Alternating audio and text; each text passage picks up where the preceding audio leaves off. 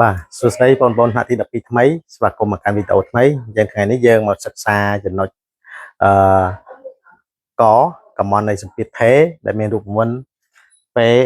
W ស្មើ P delta V អញ្ចឹងបើសិនជាក្នុងប្រធានលំហាត់មួយគឺអត់ប្រាប់សម្ពាធហើយនឹងបំរែបំរួលមានទេហើយយើងធ្វើម៉េចអញ្ចឹងយើងមកដោះស្រាយបញ្ហាហ្នឹងណាបាទឥឡូវយើងមើលធម្មតាកម្មនៃសម្ពាធថេរគឺ W ស្មើ P delta V អញ្ចឹងបើសិនជាប្រធានលំហាត់អត់ប្រាប់បំរាប់ទាំងអស់ហ្នឹងទេបងប្អូនអាចប្រើតាមវិធីនេះបាទយើងប្រើតាមសមីការភាពឧស្ម័នបរិសុទ្ធតាម PV ស្មើ NA តេបាទប្រើតាមហ្នឹងមកតមកទៀតយើងគុណបំរែបំរួលចូលគុណបំរែបំរួលចូលមកពេលដែលថាវាសម្ពាធថេ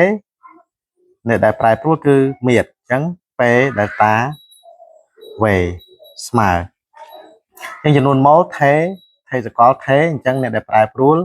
គឺសីតុណ្ហភាពអញ្ចឹងយក data គុណចូលមកចំនួនម៉ូលអត់ទេអត់មានប្រែប្រួលទេអញ្ចឹងអ្នកដែលប្រែប្រួលគឺសីតុណ្ហភាពអញ្ចឹង data ទេណាបាទអញ្ចឹងកន្លែងនេះកន្លែង P data V ហ្នឹងយើងជំនួសដោយ NA data ទេមកដូច្នេះកម្មននៃសម្ពាធថេយើងអាចសរសេរទៅជា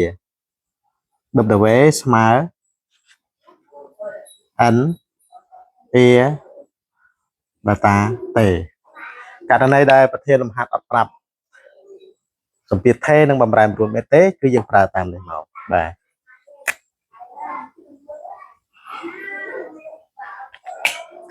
អរគុណវីដេអូនេះមានប៉ុណ្ណឹងជួបគ្នានៅវីដេអូក្រោយ